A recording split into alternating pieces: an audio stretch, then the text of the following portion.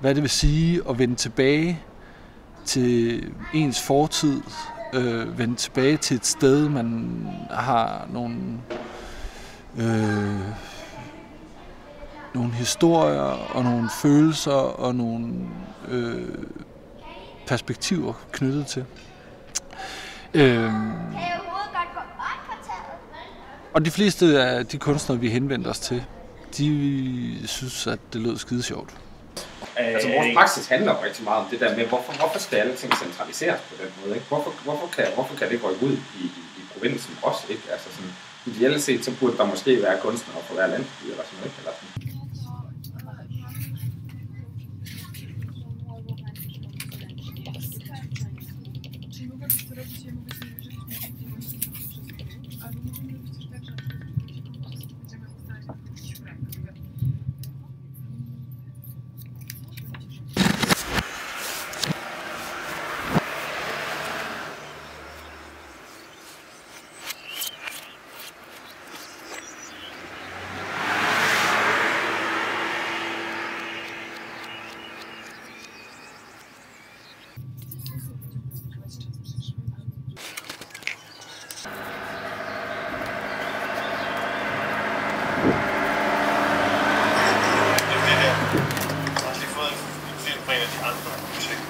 Okay. Det bliver en fed film.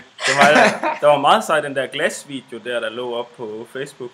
Ja, det var hende, der havde lavet den også. Ja, det er så fedt. Ja. Men det er sådan også lidt, jeg kan godt lide at arbejde sådan lidt i starten af projektet. Man skal ligesom tørre at sidde foran et webcam og ikke rigtig se. Men altså, at man bare tager snakken med, ikke? Man har processen med i den. Ja. Det er omfang, at man ligesom, det er det handler om, ikke? Det er i hvert fald det, jeg sådan, altså på den måde vil gerne vil give tilbage med det her projekt. Det er på en eller anden indblik i en arbejdsproces, ikke? Hvordan kom det her nogensinde til at blive det? Fordi det, jeg kan høre min indre vest sige, hvorfor det? Hvis jeg på en eller anden måde kan forklare det i det her, så synes jeg, der er vi noget stort vej. Er det normalt, at jeg øjeblikkeligt falder i søvn, når nogen rører ved mit hår? Altså, hvis nogen fletter mit hår, så sover jeg det øjeblik, de rører det. Jeg falder altid i søvn, når folk leger med mit hår. Når jeg bliver klippet, så sker det ikke. Jeg har blå øjne. De har en tendens til at skifte farve sammen med mit humør. For eksempel, da jeg var deprimeret, der var de sølvblege blå og forandrede sig stadig til den farve, når jeg er ked af det. Og hvis jeg føler mig absolut glad, optimistisk eller spirituel, skifter de farve til en mørkere blå med mere dybde. Min kusine har også øjne, som gør sådan.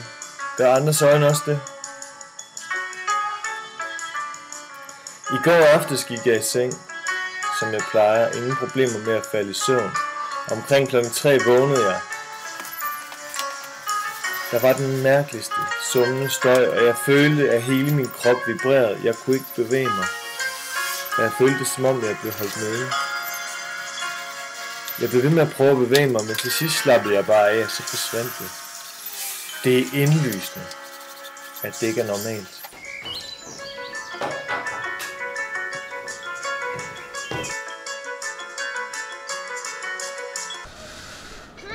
Og det bliver angrebet på meget forskellige måder, og der er også meget af det, som vi ikke ved endnu, hvordan det vil ende, ikke?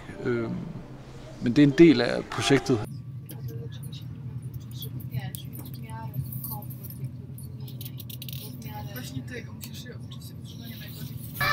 Og så er der noget af det, vi kommer til at dyrke og forvandle og udvikle, mens vi er der.